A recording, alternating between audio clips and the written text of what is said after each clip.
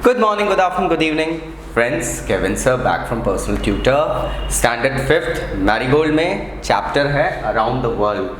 Joules Verne साहब ने ये चैप्टर लिखा है. Now this is a very interesting story. Actually Jules Verne is an author जिसने बहुत सारी magical stories, fiction, science fiction की बहुत सारी लाइक स्टोरीज लिखी है.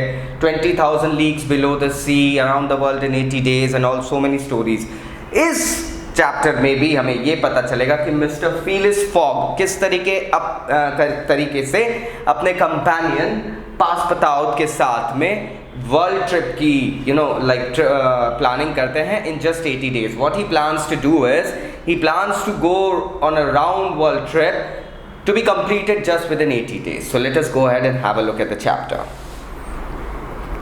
That evening they were on the train from San Francisco to New York, which was 3,786 miles away.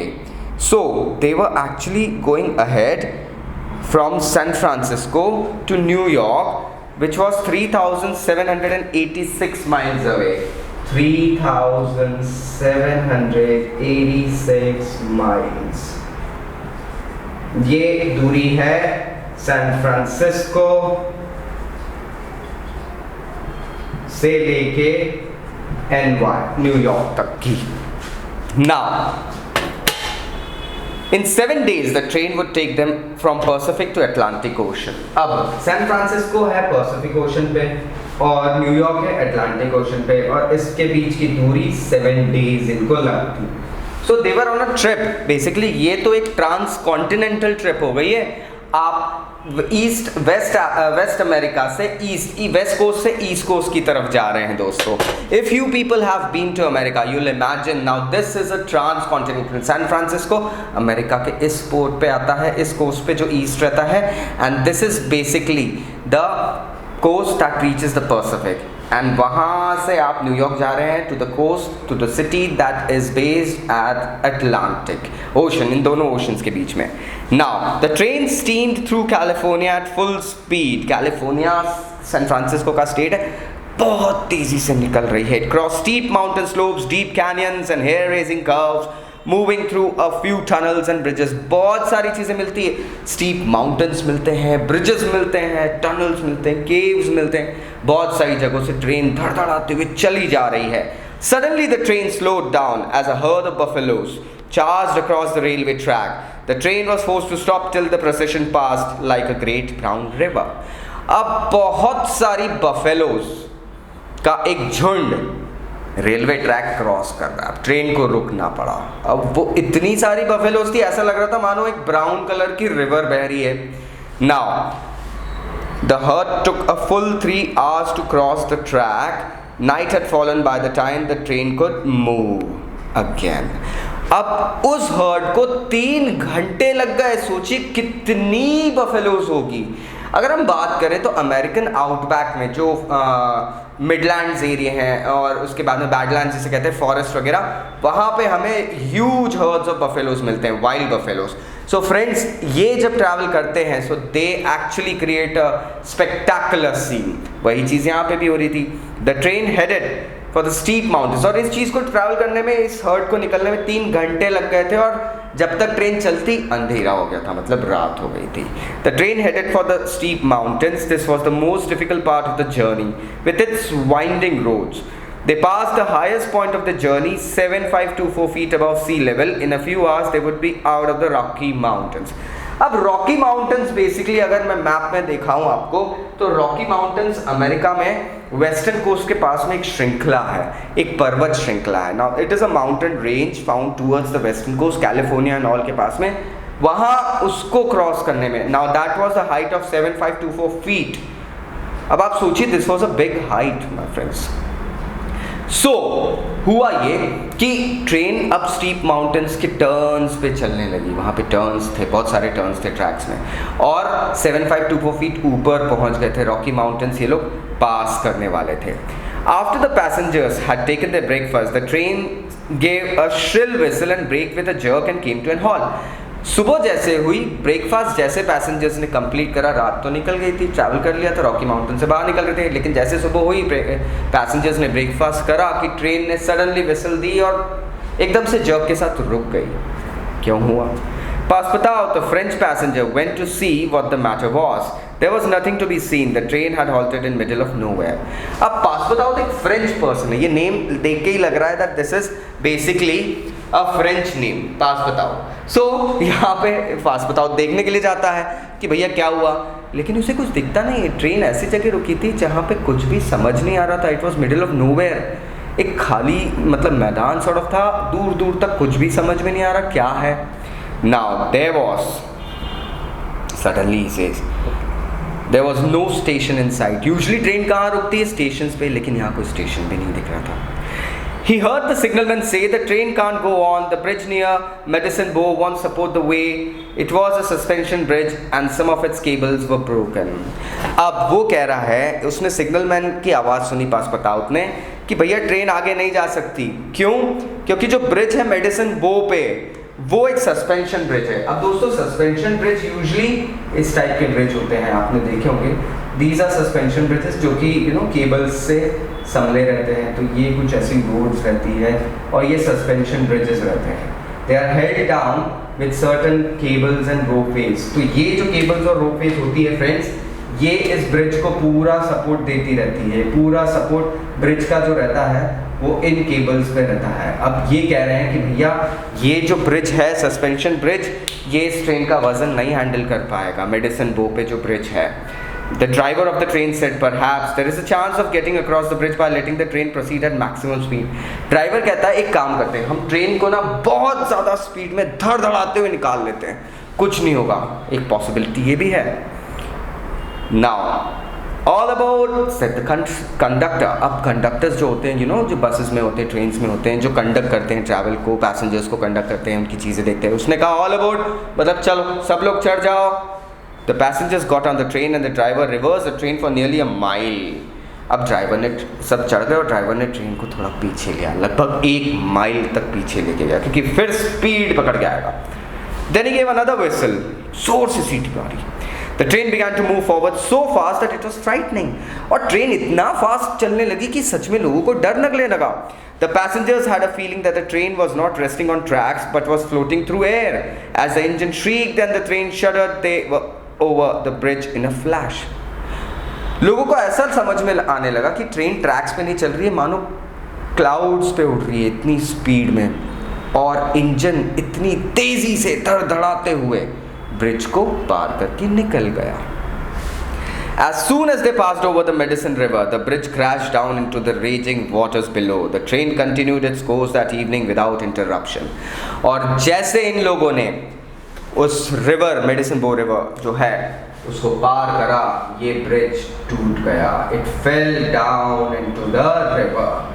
अब ये लोग तो निकल गए थे, ये लोग बहुत स्पीड से निकले थे, बहुत ज़्यादा स्पीड से, तो ये लोग निकल गए एंड और पीछे क्या हुआ, सच में वो ब्रिज धड़धड़ा के गिर गया। Now, as the train moved towards the next day, it was suddenly attacked by hundreds of Sioux Indians, a tribe of native Red Indians.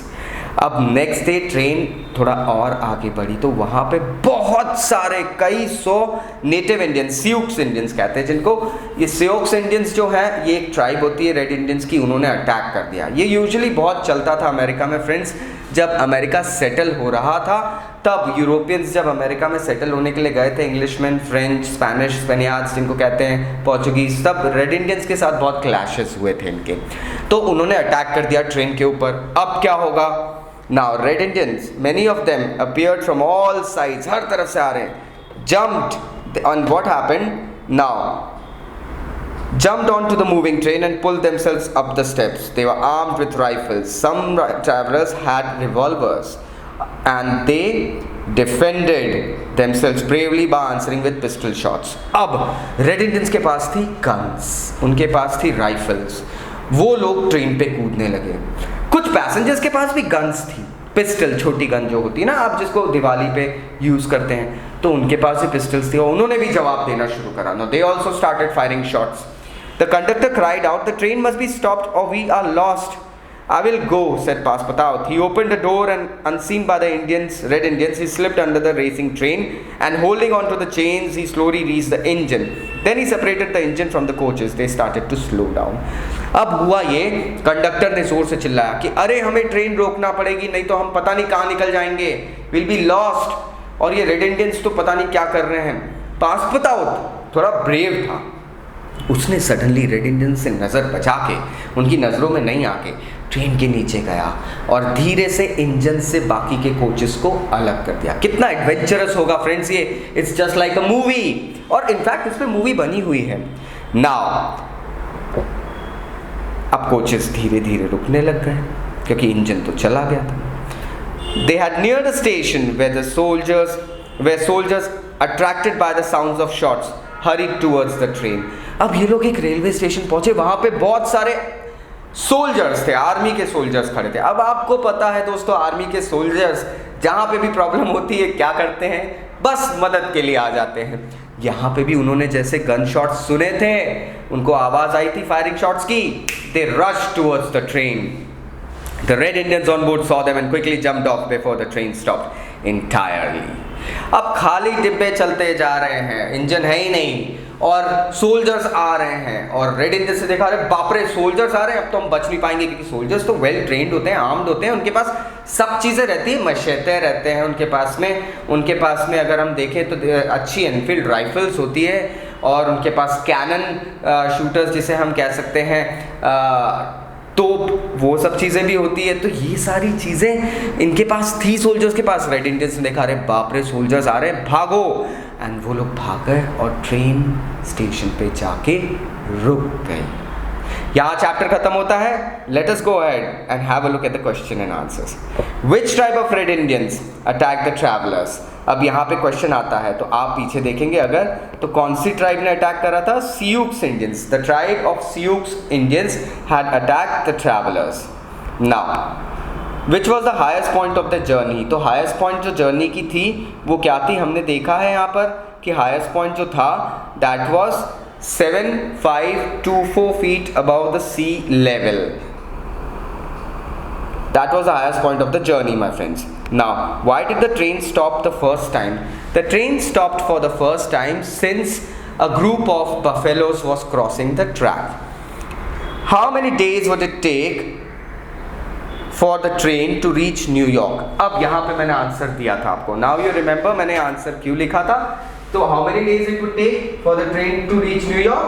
So आप लिख सकते हैं यहाँ पे it would take 7 days for the train to reach New York.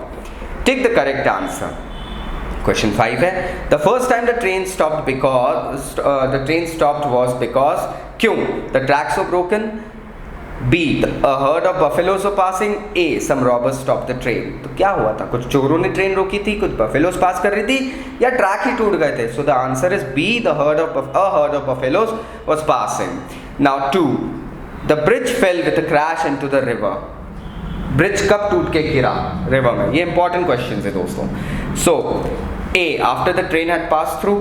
B, the train was still on the bridge before the train passed over the bridge. अरे अगर train पास bridge के पहले ही, अगर पास होने के पहले ही ब्रिज टूट जाता तो पास कैसे करती? B, the train was still on the bridge. अरे बाप रे, that would have been a major disaster. It would have been an accident. तो नहीं, वो भी नहीं है. A, after the train had passed through. Train जब पास हो गई उसके बाद में ब्रिज गिरा. So here the option is A. Now match the following words with their meanings. You can take help of a dictionary. यहाँ पे कुछ words दिए हैं, उनके meaning. Halted. Halted का meaning यहाँ पर अगर दिया है दोस्तों, तो आप लिखोगे यहाँ पे halted means stopped. Passengers मतलब A option, people traveling in buses, trains, etc. Defended, किसी चीज़ से बचना, तो defended मतलब होता है protected from an attack. Shuddered मतलब trembled और shook wildly, हिलना कांपना. Several occasions मतलब बहुत बार, तो many times. Interruption, किसी चीज़ को abruptly रोक देना, तो यहाँ पर होगा break the continuity of. And entirely मतलब पूरे तरीके से, तो answer would be completely. So I hope now you got the crux. Still अगर कोई डाउट्स हैं तो प्लीज़ नीचे कमेंट बॉक्स से कमेंट करिए. I'll be going ahead and replying back. Thank you very much. Take care. Bye bye.